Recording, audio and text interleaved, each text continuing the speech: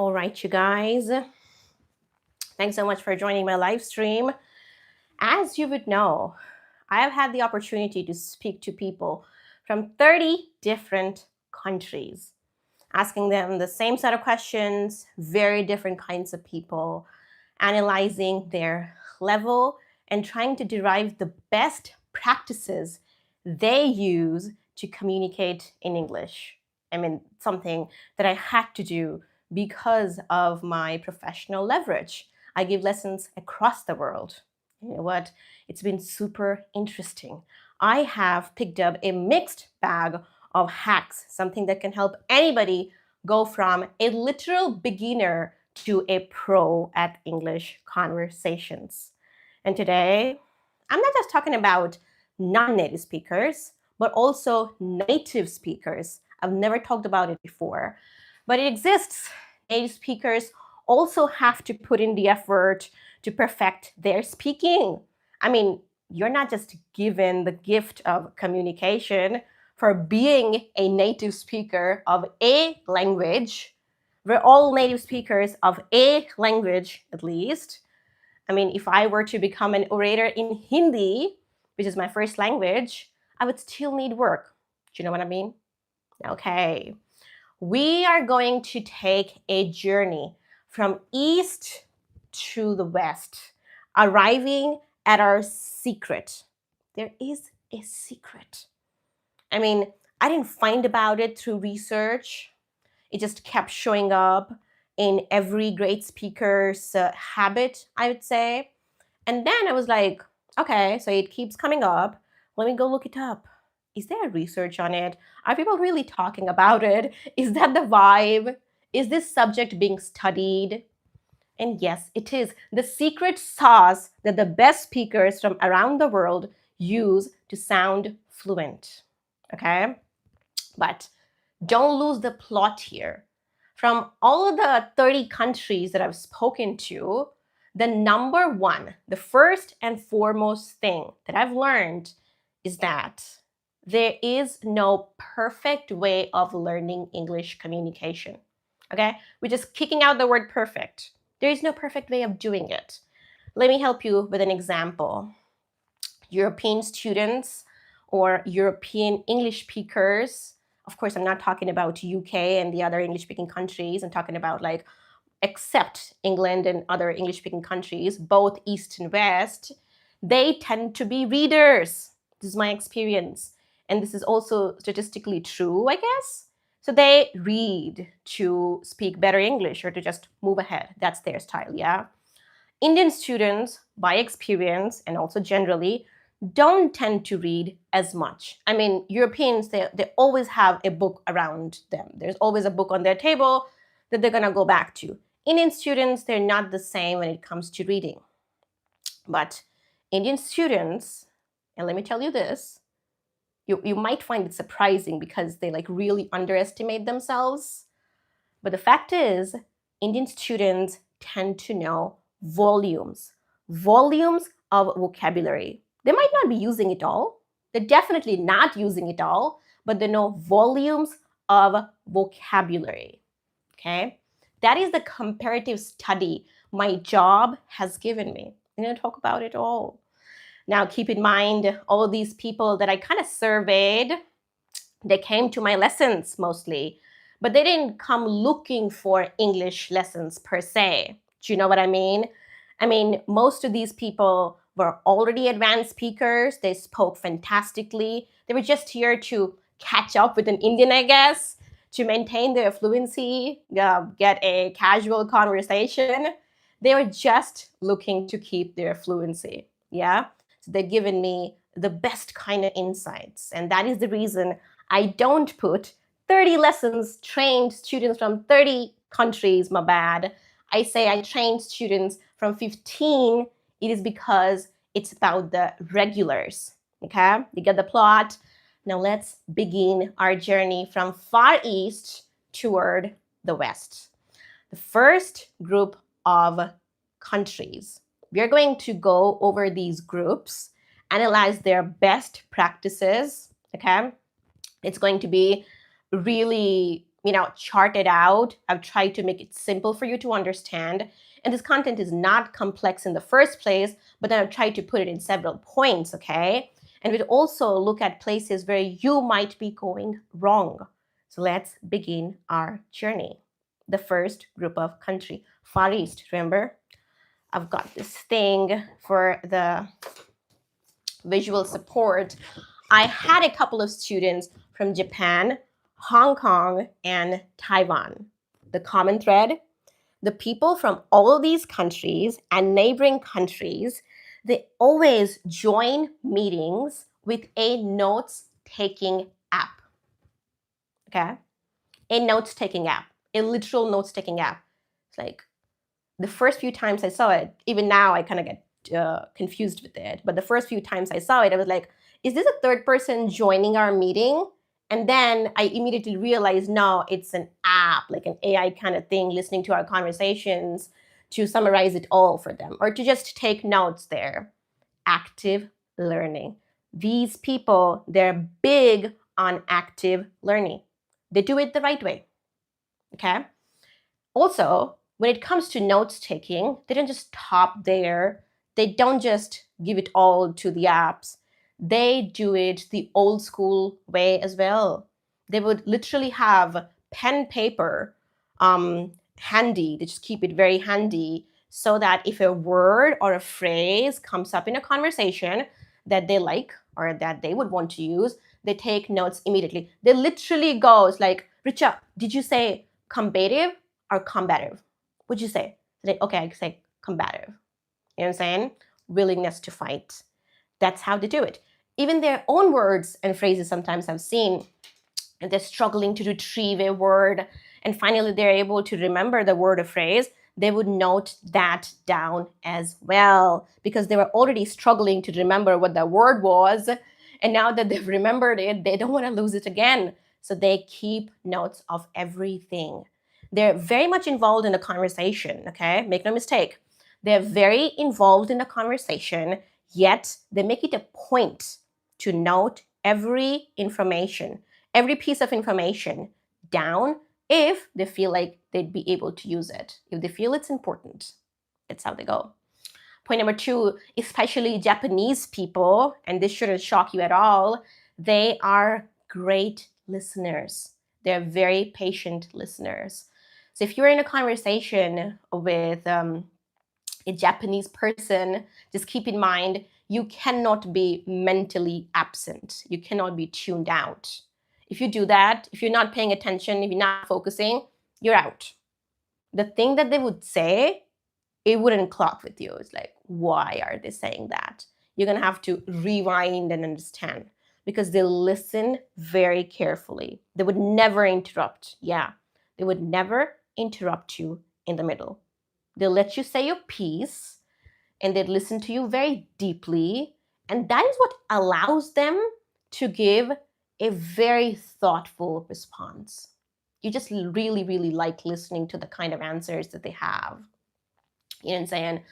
So all in all, deep listening and their comfort with silence is what allows them to offer extremely well-timed and thoughtful responses, which is obviously better than a rushed or a noisy one. The best practices, one more time, they believe in active learning, in active listening. They're constantly multitasking, but this is not that kind of multitasking that would go against you. It's like you're giving each piece its time, but then you have divided multiple sections in your mind. 2 minutes I'm listening to this person. I'm going to ask her to pause for a bit so I can note it down, and then back into the conversation. Point number 1 about their best practices is obviously active listening, active learning, using notes-taking apps. I mean, they were the first people to introduce the idea to me, not gonna lie. Hearing the other person out, they're very patient with that. And yes, all of these combined add a lot of value into the conversations. Yeah. Moving on to India and Neighbours. Of course, I have this thing to show you with India and neighbors, the Indian subcontinent. Let me tell you this first of all. Respect is a big thing. There's a lot of respect that comes from the other side. They respect people, they respect people's time, and everybody around the world admires it.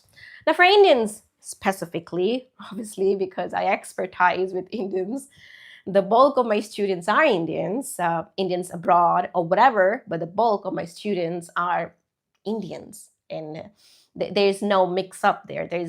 Till now, I've been working 4 years at this point, almost 4 years, and there hasn't been a mix up. So Indians, I'm not trying to go like Indian, but I do expertise with it.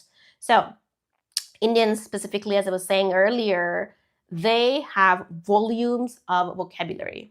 Again, of course, they're not using all of the words, but they know words. It's coming from their English education, professional background, the society, right? English is the official language in many places in India. So the society, it's like, it helps you reinforce the learning. It's accepted. You're allowed to use English and grow. That's one of the reasons as well. And the vocabulary would be like a mix of words they pick from academic books, formal words, British words, Indian English words, not as many informal words or phrases. That's also a thing. But yeah, they have a good deal of vocabulary at their disposal. They know grammar. This is around another best practice with Indians. Many Indians thoroughly study grammar. And that is the reason many people, many Indian learners feel like they might be better at writing when it comes to expressing their thoughts than speaking. I know, it's a very real feeling. It exists. It exists in the Indian subcontinent, not just in India. Like, I might be a better writer than speaker. I kind of get nervous or hesitant while speaking, but with writing, I am so much more clear in my mind, and I know what I'm going for, and I'm able to do it. Yeah, okay. If you feel the same way, let me tell you, this is a transition phase, and it's a positive sign. Another thing about my students, speaking purely from experience, is that Indians have a good listening game going on. Their listening game is strong.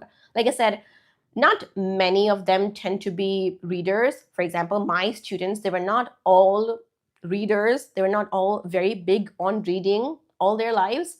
Now it's changed. But they've always made it a point to listen to English content. Where is my Indian folks? Yeah, where is my Indian folks listening to Palki Sharma? There's a lot of people listening to Palki Sharma, right? English news. Indians are big on English news. Indians are big on English commentary. And that is amazing. So you're getting that much done, of course. So here's your best practices. Your listening game is already strong. I generally don't have a problem with that part when I'm dealing with an Indian student in India or abroad, okay? Point number 2 is your vocabulary. Just know that you do know a great deal of vocabulary, sometimes more than your European counterparts, generally speaking. That's a thing. And you know grammar, you know formal grammar, you've done it. Most people have done it. But what you do lack at, and this might be more important, what you do lack at is the ability to hold long conversations, to speak at length, to open up, or to speak without hesitation, the fear of judgment, something that I absolutely commend my European students for. Briefly put, they wouldn't overthink their mistakes or their accent. They're just here to practice, and they're going to do it. You would hear an ambassador for Spain, for example, speaking with a thick Spanish accent, just expressing himself, right? And being himself. And that is very true. And that is very amazing. Whereas with my Indian learners, that doesn't tend to be the case. They judge themselves even before they speak. Like, okay, should I say this? Should I not? Should I say one more sentence? Maybe I'll get stuck. Should I say this? Would it be politically correct? There's a lot of questions and there's doubts there. Do you know what I mean? But the good thing is you have a bright side to look at. I said this in this interview that I was part of a couple weeks back. I went to English with Shanta. That's the channel name. And the host asked me about it because of my experience. Do you feel like there is something that most learners around the world get wrong? I said, yeah. Did you tend to misanalyze or misunderstand the opportunities at hand? For example, Indian speakers, you guys don't understand, or we rather don't understand that we have more speaking opportunities around us than is the case with Italians or French, for example. Okay? Open up. Opening up is a problem. And my special observation, men. I have the same review for people from Pakistan or Sri Lanka. Okay? I have experience with some students from these countries. Opening up in conversations and really making use of that talking time, you're struggling with that. And you might feel like I'm doing everything, yet I don't see the results. Maybe this is what's going against you. You are not telling stories. You're not giving broad answers. You're not initiating anything. You're not asking questions. And if you're not doing all these things, then you're not eligible to say, I've done everything. I don't see any results. Little details matter. Okay? But like I always say, it's not exactly a mistake. It's not something to be sad about. There is something working against you, but you have to put the blinkers off. Take the blinkers off. That is the most important step. Yeah? Maybe you did not know that you have difficulty opening up in conversations. Maybe you do not know how to open a free flowing conversation, a never ending conversation, how to have endless amount of things to say in conversations. And these things are not unreal. These things are not unachievable. These are very achievable. I got to know because I got to compare. I mean, like, conversation with X felt okay, but conversation with Y was just flowing. Conversation with X felt kind of forced, but conversation with Y was so two-sided. Conversation with X was kind of one-sided. A conversation with Y felt very natural. That's the difference I'm talking about. Like I said, Europeans, and I would add South Americans, Latin Americans, generally speaking, tend to be really open in conversations. They just take the opportunity to speak whenever it's there. That is something that we can improve on. And I'm going to talk about the literal hacks that I've seen good speakers use to have a never-ending conversation, to have an endless amount of things to speak in a conversation. And the experience that I've seen, how people just keep going in a conversation and all of that in the next video. It's going to be a bunch of explanation. This much is good for today. Like I said, the most important point is not what I'm asking you to do, but why I'm asking you to do it. I'm asking you to take your blinders off. Take your blinders off. Okay? You're doing stuff, but it's not working for you because maybe you're not pushing hard enough. Maybe you're not taking every opportunity that's available for you. When I say 30 countries, 30 literal countries around the world, that means a lot of information that I have to unpack, like crunch everything in a couple of sessions. And I'll possibly be able to do it in the next session. So we have the rest of the world to cover. We did the Indian subcontinent. We're gonna go to Europe and then to South America, North America, because I said I'm going to include native speakers as well. They're not off the hook this time. We're going to go over all of these parts of the world and continue picking up the best practices. This much is good for today. I've given you some things to digest and work on. Okay? You know when the next one's happening. It's happening Tuesday, 8 p.m. IST. Thank you.